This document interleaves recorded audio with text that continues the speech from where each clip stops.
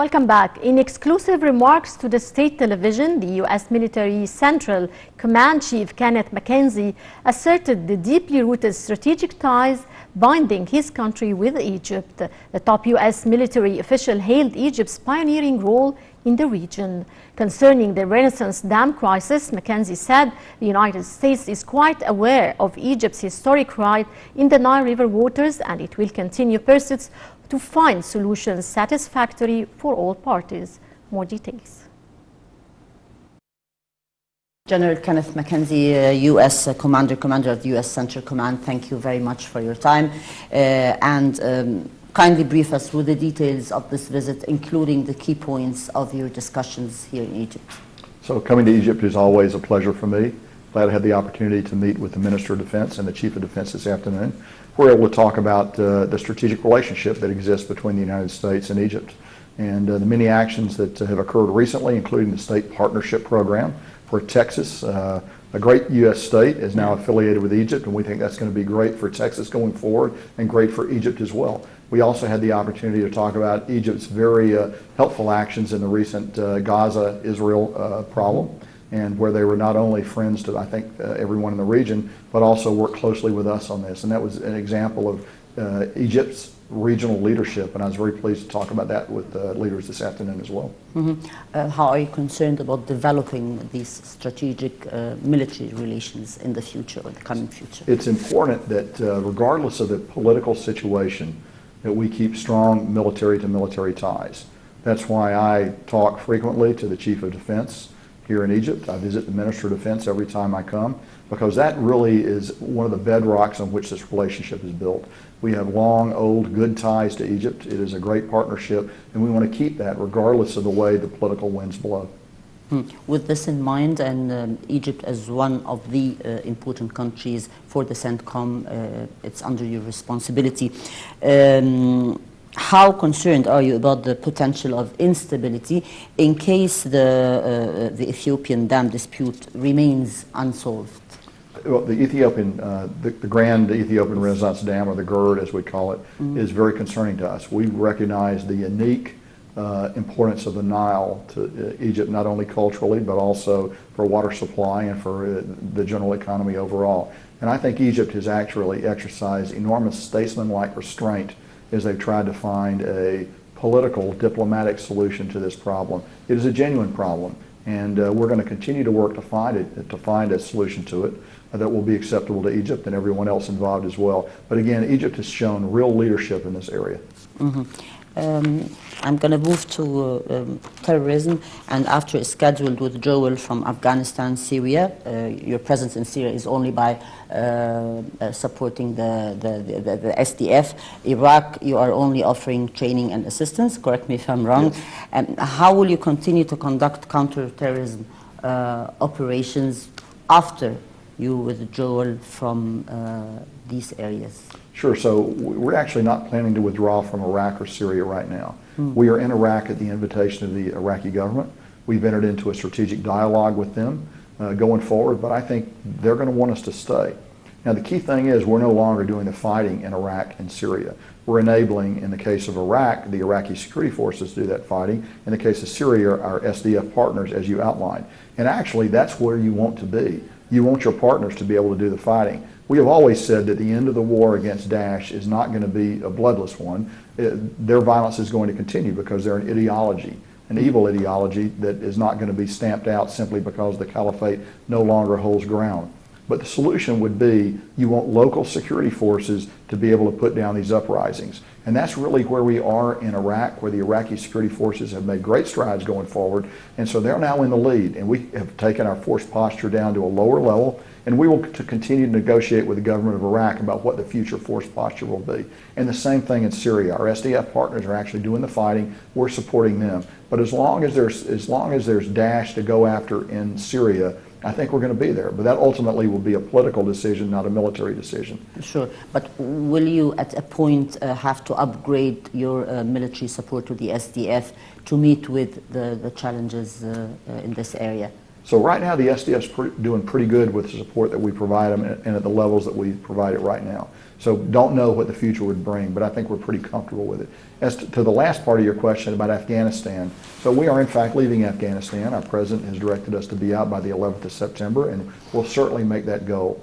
We will continue, though, to look for Al-Qaeda and ISIS in Afghanistan, and if they threaten us, we're going to be prepared to act to defend ourselves.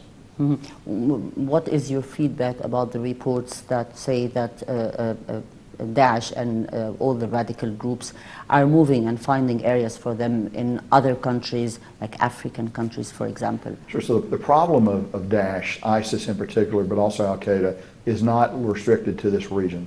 It is in fact a global problem. And the way we get after the global problem is you want to cut the connective tissue.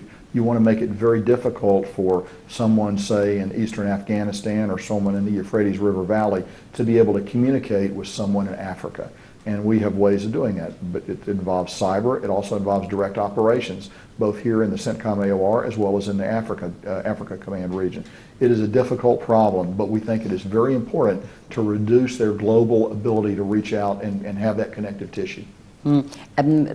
What will be the future of the global coalition to fight ISIS?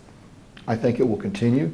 It will take a different form probably as we go forward, but I think it's going to continue. It's been successful, and we've had great success, and we've had remarkable results against Daesh. Once they were a huge caliphate, now they're isolated, ragged bands of criminals trying to stay alive throughout the night.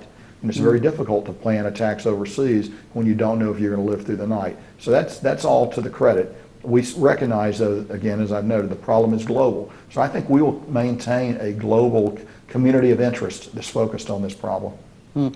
Also, the foreign terrorist fighters in camps and plus their families, of course, how concerned are you about the threats that can come from these camps? In eastern Syria in particular, I'm very concerned first about the foreign terrorist fighters. We have 10,000 or more of them in prisons. Yeah. They're overseen by our SDF partners. A good 2,000 of those are what we would call hardened fighters. And we need to find a solution to that problem. The best solution would be for those who have citizenships in different countries, for those countries to repatriate those foreign fighters and deal with them under their respective judicial systems. That's slow going, and but we're going to continue to push that. What we can't do is afford to let these people back out. We've seen the products that happen when they're free, and we're not ready to accept that just yet. But the best solution again would be repatriation, and then the legal systems of the various countries to deal with them. As for the women, children, displaced persons in the various refugee camps, the poster child refugee camp is of course Al-Hol. 62,000 people, principally women, principally children, very young of age, and we have two problems there. The first is they're living in subsistence conditions. They're very vulnerable to disease, to coronavirus, to a number of different things. So that's an immediate problem, and we want to avoid a humanitarian crisis. It is already a humanitarian crisis. Yeah. We want to avoid large-scale death there as a result of an illness or something like that. The other problem, though, is even as the camp is guarded by our SDF partners, inside the camp, children are being radicalized under ISIS's ideology. Unless we find a way to separate these children, to get them out of the camps, again, ideally to return them to their homes, and to reintegrate them into communities and to de-radicalize them, we're giving ourselves a gift 10 years down the road of another many thousands of fighters. And that is a strategic problem of the first order. And while solving the humanitarian crisis in the camps is not a military problem, it will become a military problem in a few years unless we're able to solve it now. Another area of concern is Yemen and the Houthis, and they're obviously developing their military capabilities, targeting civilians and oil facilities in the borders, or inside Saudi Arabia. What is your feedback first on that development in the Houthis, and how do you support Saudi Arabia? Sure. So it is my judgment that the Kingdom of Saudi Arabia seeks a diplomatic end to the war in Yemen.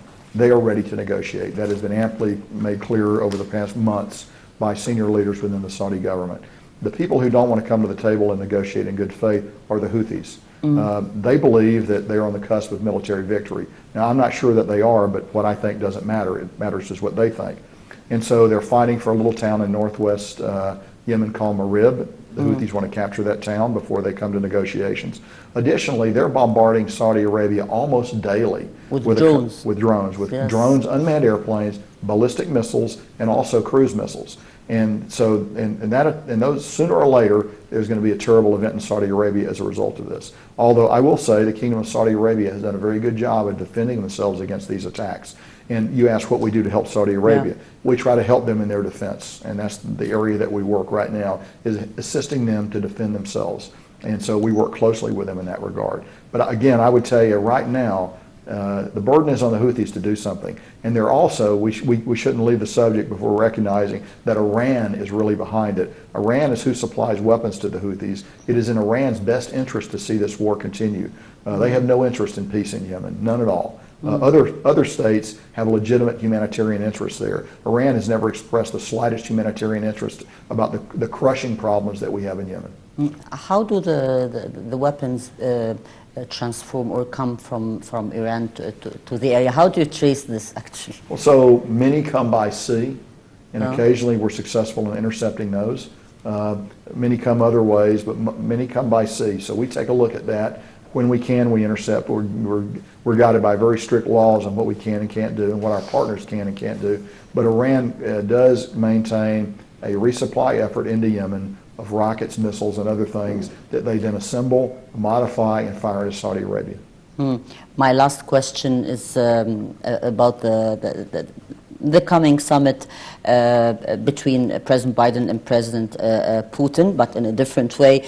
How concerned are you about Russian engagement actually in the region and finding or presenting itself as an alternative to the West in the region? That's sure. a general well, question. Russia has no alternative really to present. What Russia can do is sell arms, because they do make weapons and sell them, but they don't have the economic base to actually be a player here in the region.